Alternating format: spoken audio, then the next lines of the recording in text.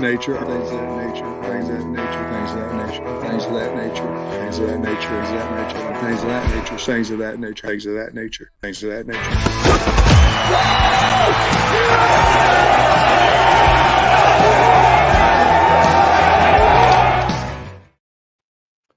All right, what's up, everybody?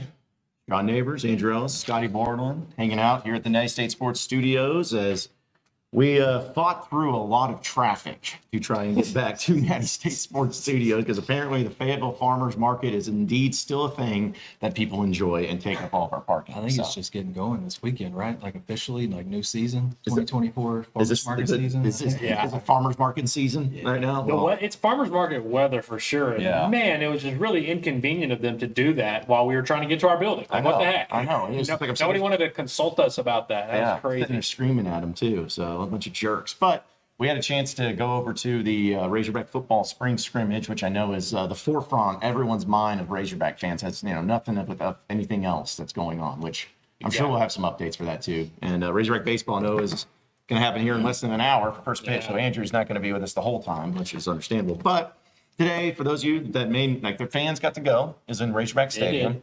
Mostly parents. Yeah, mostly parents, but a few fans here and there. But yeah, so it was a nice day, a little windy, but honestly, guys, I know we'll get into some specifics, but one of the biggest takeaways I had, at least, was just the quarterbacks did not seem as great as maybe people were hoping, or maybe that they saw. There were some inaccuracies, which could give a lot of credit to the defensive backs, where there was a few picks, but quarterbacks have been pretty consistent so far in the spring, but just felt like today they were not great. I was thinking to myself earlier, you know how we early in spring we're talking about how, Taylon Green was just, kind of, I don't want to say every day he was out there dissecting the defense and picking them apart, but I mean, he was definitely winning. Like, he was helping the offense beat the defense most days. It almost feels like the defense is kind of getting their licks back. They're getting them back a little bit. I would say they won the day, right? Yeah, probably. I mean, they were in the first little bit of teamwork, and I don't think I charted every single play, but I had Taylon 2 for 5 with a pick. Jalen Braxton got him one time, and then he had 2 short completions, like for 7 and 5 yards. So I didn't think the defense did that bad against him. Criswell went 0 for 2 from what I saw. He had I think Davion Dozier had a drop, which that's been a little bit too frequent for my liking. And Dozier was a guy early in the spring that I was like, I'm going to be watching for him to see if he makes a move. And the opportunity is there for him right now with Armstrong, Jaden Wilson, Bryce Stevens, and I did not even see Tyrone Broden out there today. I saw Tyrone Broden when I was leaving in street. He was in just sweats. Broden. Or who I thought. I mean, unless there was another 6'7" guy that kind of looked like he was talking to someone. But I did see him on my way out. I was like, there's Tyrone Broden, so he exists. But yeah, Rashad Dubinion also did not participate. Right. I saw him on my way out too. A ton of dudes. I mean, those receivers, I think that led to, and it also made, so the first team offense had C.J. Brown, Isaiah Satania, and I can't even remember. So you had those kind of like a depleted group, and then it trickled down. So by the time that K.J. Jackson was throwing to dudes that nobody had ever heard of, literally just dudes anybody they could find to fill out. Our guy Cat Davis, man. I did have him down two completions for 45 yards though. He had a 32-yard ball. He had a couple when his completions today were beautiful. I mean, K.J. Jackson continues to be the guy that just kind of sticks out to me at quarterback. Obviously, I don't think he's going to start right away as a true freshman, but I just really like his talent and the way the ball comes out of his hand, his athleticism, and he just looks the part. John and I were sitting right behind his parents. I'm going to assume it was his parents. Yeah. His mom was really displeased with her son's performance today. Yep. Just every time he'd miss a throw, what is this boy doing? KJ.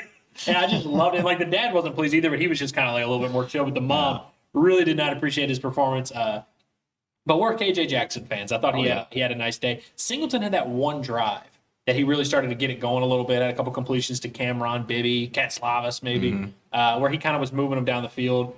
But it wasn't. He had that long. He threw the ball to Augustov that screen. Yeah, he had too. Yeah. Boy, if there's a silver lining for the offense, the running backs look really good. I mean, Augustov had the 40-yard screen pass touchdown. He broke off, a 55-yard run. Kind of made a few guys miss up the middle. Jaquindon Jackson, right when they started, broke off a big run. Dom Johnson had a couple really nice Jackson runs. go for 20 and Dom over 18. Yeah, so I mean, it was a really good day for those top three running backs. I wish I could say on this string. I know we don't have FCC regulations here, but I'm not going to say what Jaquindon Jackson was talking like after that red zone touchdown that he had. We were far away, but he tell. seemed like he was celebrating. He was fired up, and Andrew Armstrong was loving it, dude. He was loving it. A little bit of the Texas boy connection there. But Jaquindon Jackson he just continually impresses me, and I think he's just going to be a guy that like he's going to just consistently fall forward for like 4 or 5 yards. Yeah. Yeah, well, I love the fact that we even mentioned going back to the defense, like Jalen Braxton got a pick, and he did not celebrate whatsoever. It was the most tame he's ever been. It was literally he just got it and didn't say anything, didn't dap anybody up, just ran back to the sidelines. And so we and Andrew wondered, was like, man, maybe somebody got it. One of the coaches were like, hey, man, you got to tone it down in practice or something like that, because that was so out of character. But yeah, you could tell that, especially there towards the end of the scrimmage when they were doing different situations, had guys on the offense, like, Tesla had a nice little touchdown catch. Yeah, he did. People went crazy for him on that. Tesla, we can update the Tesla good play and spring ball counter to like 2. Yep. He's got it. He's got at least a touchdown there. So yeah, you had that. You had the running backs were there. It was a nice little like balance of seeing some good defensive plays, and there were some good offensive plays here and there. And it's fun to see guys that continue to develop and see kind of getting into their own rhythm and trying to be like the running backs, even the defensive backs. I saw, was it Nico Davia had a pass breakup? Yeah, he nearly picked off Taylor. He really did. Yeah, that's the type of cool stuff in the celebration that makes it a lot of fun. It was funny. I was standing down on the field right next to where that happened. It was like here from your office door from it. Andrew Armstrong was like, "Hey, Nico, you suck, bro." Andrew Armstrong was cracking me up, dude. When Braxton had that pick, which, by the way, Aiden Watson, it was off of Taylor Green early. Yeah.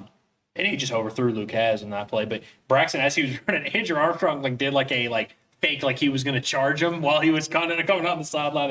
And to your point, I think Braxton got told to shut up soon, like in the last few days here. Some coach was like, "Hey, man, won't you?" So he's like, "All right, next time I get a pick, we're gonna do the Devo Davis, as we call it, where you just don't you don't want me to shoot? I'm not shooting at all. Yeah. You don't want me to celebrate? All right, I won't even smile. I think he's doing that thing. Yeah. But yeah, it was nice where it was like defense won the day, but it wasn't like the offense didn't have their good moments, especially in the red zone. I thought that was the biggest thing, is because last scrimmage, John, while you were out watching the ponies, their red zone offense for all three teams were horrible. I think they only had one touchdown, and they ran like 20-something plays from the red zone. Some from like the 7, some from wherever, but they just were not scoring touchdowns. So it's nice to see Tesla get in there, Johnson. There was a few other little guys that got in the end zone. The team moved the ball down there. Andy had some big defensive plays. It was a nice little well-rounded scrimmage.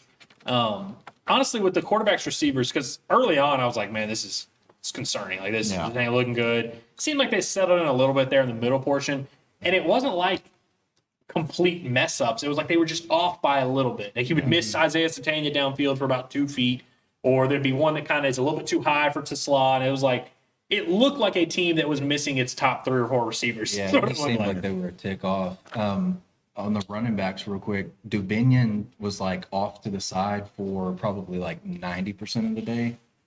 He did get in on the fastball start. He had a carry. Obviously, he's in that green no contact jersey, so he wasn't touched. Braylon Russell maybe had the catch of the day, dude. Yeah. Big gain down what would that be? The east sideline? Yeah, the visitor sideline. Yeah, the visitor sideline. Visitor sideline. Big pass from Taylor Green. He, I don't want to say he mossed the defensive back or the linebacker that he would. Dude, you know who got mossed? Really nice catch. Yeah. That boy Braylon Russell mossed Brooks Both. Is that what happened? That's what it was. Brooks Both. Probably, yeah. It was Brooks Both, bro. It was crazy. Yeah. Hudson Clark nearly had an interception. Yep, Taylor Green. Nico almost had one, and then Braxton actually got him. So it wasn't like I wouldn't say it was a banner day for Taylor. No, it wasn't. But it was it was good to see also, like with some of the I don't know how it was in the scrimmage last Saturday, but they seemed to focus a lot. They did this on practice this week too, on screen passes. Yeah. Like there was a focus on Thursday scrimmage of when just having. In fact, I would say that they ran Thursday probably an entire a period, whatever long that is, 8 minutes, 12 minutes, whatever, just doing screen passes. And today you saw a lot of those too. So it seems like they're like kind of like, installing offense, screen passes, and had one of the big plays from that. I'm sure one of y'all mentioned it, and because y'all are better than me. But well, I guess the one thing that stuck out is early in the scrimmage they were running plays from the 33-yard line and not moving. Yeah. And I think that affected the offense a little bit too, where it's like you had a 9-yard gain and then you go back to the same. Like they weren't doing like last week. They had drives where it was like you start at 25, see if you can score. It was literally just like when you're on the video game and you're running those practices and it's just from the 50 every time. Yeah. And it's like you just got to win your position battle by just reps at the 50. So I think that affected the offense a little bit because some of the best times, like it seems like when this offense gets going, they really get going. And like last week, they had little inconsistencies here and there, but when they would get on a drive, they would finish them usually. And so I think that may have affected their rhythm a little bit, wasn't able to get them out and run a little bit. And Bobby Petrino as a play caller, you mentioned the screen passes. That's when he's at his best, is when he's like getting the defense on their heels and is kind of able to play off of that. And so them having all the plays happening from the same yard line kind of took that away from the offense. But I'm really still pretty high on that group overall, even though it was a rough day. Oh, yeah. So it was like encouraging that the defense didn't just get dominated by a team that missing all of its receivers. Well, I think that we get to the point to where it would be really uncomfortable if here we are, because how long was it? This week from today is the spring game, right? Yeah. So we're talking about 1 week. This would be a very bad deal if this entire spring practice, the offense just dominated every single time we saw. Because that would be concerning. Then you're like, damn, if they get Andrew Armstrong back and they get Broden back, it might be ugly. Yeah. So, but the fact that the defense at least held their own a little bit today and had some plays, and that's encouraging to see. Is you want to see both teams kind of developing, both sides trying to get better. Because I don't know if we mentioned, but maybe we did. Landon Jackson was not there. Not a star-studded scrimmage. Yeah. I had him in the fastball. So he wasn't the fastball. He did like drills early. I think so. Yeah, like a lot of those. Yeah. So it makes me wonder. I mean, I don't want to speculate on injuries or anything. Could be something like that, or maybe it's one of those deals like, hey, we know you guys were good. You guys are the starters. We don't want to risk anything, so we're just going to give everything else. I think that's definitely the case with Armstrong for sure. Definitely for a guy like because Armstrong looks good when he's in drills and stuff. I'm like, oh man, like he's healthy as a horse, but then he doesn't participate. I think it's just really when he didn't do anything in the scrimmage a week from today. And then that Tuesday practice when we first see him, he's out there doing individual drills and like position group work. But that was as far from 100% as I've seen him in a while. So yeah, I think they're just being extra careful with him. And Ty Washington's another guy that they're still like he's still working back. But it's not like Armstrong's leg is not broken. I don't think his knee is anything serious. Like him and Jaden Wilson were, running around the football field while practice was going on. I think Dubinion and Jaden Wilson, I think those four guys were doing that. Is it the worst thing in the world to see C.J. Brown get some more reps with the ones, kind of thrust them into some action, like just kind of get these guys? I mean, because they look rough today, but these receivers, whoever it is that's replacing them, Dozier, Desmond James, like this is your time. Like you really have to make something shake here. So I think that's it. There's a disappointing spin on today, which there always is, just because you can pick whatever you want. But I think those younger receivers not really stepping up and taking the torch today was a little concerning. I mean, C.J. Brown made a few plays, but he had to drop in the end zone, which, it's kind of outstretched. But it's like there was a few chances for all these guys to make plays. Desmond James almost got called for targeting on that referee early in scrimmage. I remember that. Yeah, that poor official. He limped out of practice after that. Charisma let one deep, and it was about a 50-yard throw, and then it was just like receiver, DB, and referee just collapsed on there. Yeah, the referee was in shorts, so I thought that was kind of funny too, because you see him using pants, so he's like out there in shorts, he's casual. But yeah, I mean, man, it was. Like somebody asked about the running game. The running game was looking great today, and it was great looking today. And I like if we were talking about the guys that like Armstrong and Landon Jackson, like how many players or which players on this team they are just like if they didn't practice again in the spring, like because they're just there, like you're there. Because I mean those two, I think with Armstrong and Jackson. Hudson Clark is in that group. He's been really good. Hudson Clark, like he's clearly going to be a top guy for the defense. Yeah, Luke has to be like one that's like he caught a pass today and he got hit up top and then he got hit down low, like bang bang, and then I don't want to say limped away, but I didn't feel like he was 100% after that. I was like, bro, just. Honestly, go put some sweats on. One of the players, I mean, Scotty mentioned him earlier, Jaquinton Jackson is one of the players I feel the most confident that he is pretty good. Yeah. Like I think him and Dubinion for sure. Yeah. And I mean, honestly, we'll see how it shakes out. But just that running back group overall, I mean, I mentioned Braylon Russell, Moss, and a dude today. Like, that's just a really good group. Yeah. It seems like Arkansas just – I got to see Colby Smith really getting after it. He was yelling at Emmanuel Crawford for not finishing the rep. We always joke about how they make him sprint all the way down. He was yelling at Emmanuel Crawford for not doing that. But it was cool because, Colby Smith has been kind of working his way in as the running backs coach, but he was getting after it today, yelling at a guy. Yeah, I think there was a couple of things that stood out with the quarterbacks. Like you mentioned, C.J. Brown. I remember Criswell threw him just a beautiful pass there on the outside, and it just hit him in the hands and dropped. And then there was another play. I don't think it was C.J. Brown that dropped it, but K.J. Jackson kind of had pressure, almost like a Mahomes-esque. It was nuts, yeah. Throw that he's left-handed. So it hit Cat Slavers in the face. Yes, and it was a throw that I'm not trying to sit here and say he's Patrick Mahomes, but it was a throw that was extremely difficult for a true freshman to make. And because also Cat Slavs, it wasn't like he was sitting there waiting on it. He was breaking on his route. And the fact that it hit him right there in the face, showed how accurate he was because that's where he expected to be. But anyways, it was a great throw if you want to know where Curtis is, there's other things going on today that are not Arkansas football related. Curtis had to write out some breaking news while we were at the friggin' scrimmage today. So yeah, don't worry about Curtis. He's all that, He's Adam Schefter in it today, man. Yeah. He's wheeling and dealing, making calls, having lunch with agents. You know how it is. Yeah, a lot more important things happening going on. I love Aiden saying, "Where's Duval Wally?" Like it was a Devwall Whaley. Yeah. But hey, before I hop out of here, anybody have a baseball question? I'm answering one baseball just your first baseball question, Andrew answers. And that's it. We do this a lot where we make the chat race for stuff. Yeah. So give us content, some from that. But and also, guys, any question. I mean, I'm about to leave, so I don't know how I'm saying this, but just ask these boys whatever. This is a state of the union as well as it is a pot of the nation. Well, that's what I was going to do. Is we're going to do is have it to where we talk football, but then let's actually do it. Wrap up the stream with what people really want to know about. Which is the coaching searches. But Arkansas going for the sweep today, so that's nice in baseball against Ole Miss. Have a chance to go 11-1 in SEC play. 11-1. It seems like a fake record. Yeah. It's not one you see in baseball. Yeah.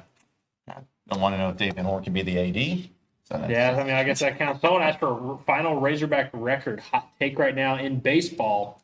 I think they're going to go 24-6 in SEC play. That's what they're going to finish in SEC play. 24-6. That's good. That sounds like a basketball. That's like a mid-major basketball record. Yeah. So that's what Will Wade did against at McNeese. That's a dangerous team in the tournament record. Yeah. That's an 11 seed that you don't want to see. Is that a overall 1 seed? Yeah, they're going to be the number 1 overall seed. Travis Creed, Jason Jones on the roster this weekend. Pinch hit home run incoming today. Mm-hmm. Stuck on that. So, I'm going to see the Diamonds. Yeah, get that done. Yeah, it's good talking to some I football love for about 5 minutes. Y'all are good boys. So, so we're it's just going to be a short stream. Just want to recap football for a little bit, and then we're going to have stuff on nattystatesports.com. You can check out for football and basketball and baseball and all the stuff going on. And hopefully we have some news that you guys can be excited about for basketball. But we'll be right back in those chairs. Yeah, whenever that happens, whenever the actual news drops of who the new coach is, we'll be getting into it. But I know Scotty, you and Curtis have been on top of it for the basketball side of things. God, what can you say about the current state? It's been a really interesting couple of days since the bomb dropped that Eric was out. I'll just go ahead and say this, and I think everybody who watched his introduction at USC yesterday, it was odd. It was awkward. It was really odd, and I honestly, I've talked about this on Pod at the Palace. Eric was really good to me in his time here. He's better to me than I probably deserved as a young guy. I was texting a buddy yesterday. I don't think it's going to really set in with me that he is not the coach here until the next coach is officially introduced and we walk into that, Bud Walton Arena interview room and it's not Eric up there. Yeah. It's going to be weird, but coaching search, man, it's never the first name, is it? Nope. It's just at least not for Arkansas. Sometimes I feel like it might be for other teams. Sometimes I feel like did they go through the same crap that Arkansas fans go through? But yeah, never the first name. Yeah, I don't know. Chris Beard seems like I mean, that's what Curtis was hearing right away. Within an hour of, the news dropping that Eric was taking the USC job. Arkansas was going after him, and Ole Miss, we were hearing that Ole Miss was going to do what they needed to do to keep him there because they believe in the direction that Beard is going to take that program. He's a pretty solid recruiter, hits the portal hard. And he's a winner. Like, if you can take, Texas Tech to the second weekend of the NCAA tournament back-to-back years and, be, just a few minutes away from a national title, it's a hell of a coach. Yeah. The Jerome Tang stuff was like who else was going to get a raise yesterday? Yeah, it's like that's what I think what Razorback fans get tired of is just it seems like every coaching search they just get everybody else paid. Everybody gets money. Yesterday, I can't remember when exactly the Jerome Tang video tweet came out where he was just like it was basically like I'm not going anywhere type of video. I was told like 15 minutes before that he hadn't made his mind up yet, and then it just happens like that. And then there's all kinds of uncertainty as to whether Arkansas is, actually going to go after Will Wade or not. John, I'm going to be honest. I think if Will Wade is offered the job, I think he would take it. Yeah, I do. I think it'd be silly not to. But there's also a part of me that wonders if maybe this is off base. Would the SEC office approve it? Yeah. Well, because it's like he has that show cause that doesn't like. I guess he's for basically a year from now or close to a year to where he couldn't have like a certain visit or there wouldn't be certain visits. I read about it yesterday. It was a certain visits that he couldn't have and contact with certain recruits that he couldn't have during this particular period. I think it's the month of April that he couldn't. Like, yeah, it's all that. But at the same time, like, I don't know. The NCAA has become such a powerless entity that, I mean, would they not want that? Would they try to stop it? I don't know. I mean, I remember, I guess, with the Bruce Pearl thing at Auburn, I think they had some stuff that the SEC was trying to do some stuff with him and maybe stop it, but it didn't happen. But I don't know.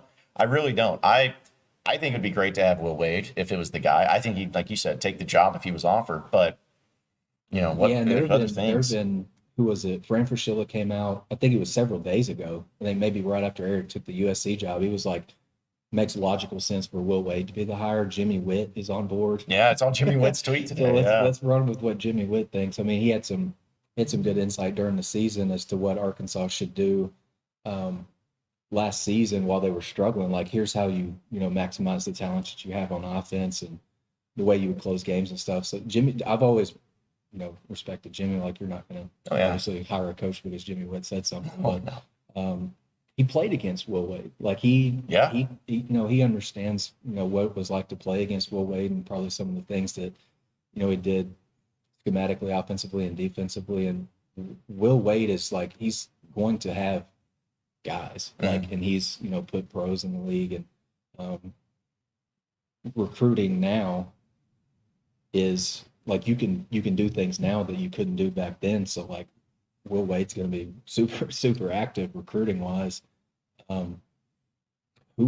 If it's, there was conflicting reports as to whether Arkansas was going to talk to Will Wade or interview him today. And the reports were that like they're going to talk on Saturday. And then there's people at McNeese that are like, he's not talking to Arkansas on Saturday. Talk to him on Sunday. That's true. There's always the next day. There are other days that you can talk to guys. But if it's not Will Wade, like, what do you feel like you're getting to options 4 and 5? It seems like, and that's dangerous. Obviously that's not where Arkansas fans want to be. They wish this was done yesterday. Because as Razorback fans, I think have really come to understand, the longer the process takes, the worse off you're going to feel at the end of it. And I always reference the Sam Pittman hire. That Arkansas they fired Chad Morris with 2 games left in the regular season. The first coach to get fired in the SEC. There were 5 job openings in the SEC at the end of the season, and Arkansas was the last job to get filled. And that was, whether you like it or not, and I like Sam Pittman and everything, but let's be honest, that was, you went through options 8, 9, and 10 before you came to Sam Pittman. And that's the last, and that's for football. You're 2-10. You're in a horrible situation. Like, it wasn't a good, appealing job. Razorback basketball is. Arkansas basketball is an appealing job. And that's what is scary for Hog fans, because they're like, is it the job, or is it Juracek screwing it up and not doing a good job with it? Is it, some boosters or donors? Like, why would you not be able to get at a place like Arkansas? You don't get option 1, okay, but you better get at least option 2 or 3. That's what people are going to start wondering, why it's happening, and why aren't you able to get these coaches that you think would take the job quick, fast, and in a hurry? Yeah. I mean, there was, I'm in the Trilly Donovan Discord, and he was saying that Beard and Tang had some holdups. Like, they wanted to bring their whole crew, and there were some holdups in terms of, like, Arkansas side wanting to keep a guy like Ronnie Brewer and, and another staff member, and they more or less were like, no, not really. I saw a question in there, a name out of left field. I mean, I think the way out of left field name is like a Bucky McMillan type guy? Like, he's heard his name a lot, yeah. Was he like early 2000s, early to mid 2000s? He was like an assistant high school basketball coach at Mountain Brook near Birmingham. And then he had like a 12-year run where the last 11 years he won like at least 23 games. I mean, he's won, and he's got like I was looking earlier, I was actually doing some pre-writing, and like Samford last year, I mean, his style of ball is like in your face, up tempo. I think they played like the 8th fastest tempo last year. So it would be an entertaining brand of basketball. But at the same time, they shoot the three well. They scored a lot. I think they're like top 10 in the country in those two categories. And then top 10 in steals too. So it's a very aggressive, active, up and down type of game that he likes to play. But then again, he's only been at Samford for 4 years, and he's taken them to the tournament once. And granted, he's won like 50 games the last 2 years, and I think 30 in the Southern Conference, which I've said over and over again, if you really like mid-major basketball, like that conference delivers nightly. If his name, though, feels to me like a guy that in the next cycle you might give a shot if he hasn't been plucked already. But I don't think Buzz Williams is unrealistic, and I don't think Chris Jans is unrealistic. And I really like Chris Jans a lot. I would 100% take Chris Jans over Buzz Williams if that was the case. Because I mean, Chris Jans, what was it? He's been in Mississippi State 2 years and been to 2 NCAA tournaments and gotten them there. So I'm pretty sure he won his first year. But Mississippi State and Starkville, it's not an easy place to win, and he has a brand of basketball that's very highly physical and defensive, and I mean, there'd be a lot worse options there. And he's one of those coaches too. I'd wondered, with the amenities that Arkansas has compared to what a place like New Mexico State or Mississippi State.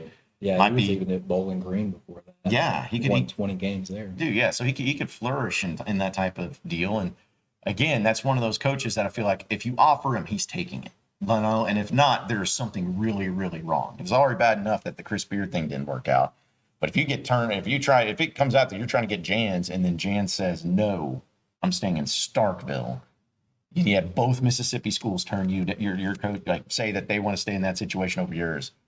That's a bad look, but yeah, there's no doubt. Yeah, Jans I'd like, though, if they went with Jans. I mean, he's, like you mentioned, he's taken Mississippi State to the tournament each of the last 2 years. They got bounced in the first round this year, obviously, by Michigan State. And I think they were a play-in team the year before that and lost to Pittsburgh. So, I mean, he hasn't had like a ton of NCAA tournament success, but he did have that year where they ended up playing Arkansas because they took down UConn before UConn became what it is now. Yep. And it was a disgusting game that was not very high scoring. But I mean, he's a good coach. Like, he's had 3 teams in his, he's only been coaching as a D1 head coach for 8 years. He's had 3 teams in the top 25 defensively and in efficiency. So he's got it. He's just always going to have tough teams, and he's going to have a bunch of dudes and rebound, defend, just do gritty type work. But Buzz Williams is another interesting name, and maybe like I don't think this like his run at Texas A&M has gone how Texas A&M expected it would go, and probably how he's expected it to go. He's played in 3 NCAA tournament games in 5 years, and all of them have come in the last 2 seasons. Yeah. I mean, we were there in Des Moines when they got bounced by Penn State. Like, they just couldn't defend Penn State at all.